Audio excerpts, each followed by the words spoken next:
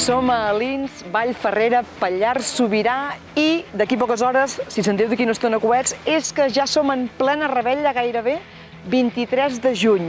I aquí darrere, i aquí al costat, allò més significatiu de Sant Joan, les falles, falla major i les falles que baixaran, aquesta, la més grossa, des de dalt Botanal fins aquí baix per cremar, i aquesta d'aquí, que és per tots els públics i que sortirà de Sant Quiri també per arribar fins aquí i cremar. Però la nostra pregunta és, per què falles?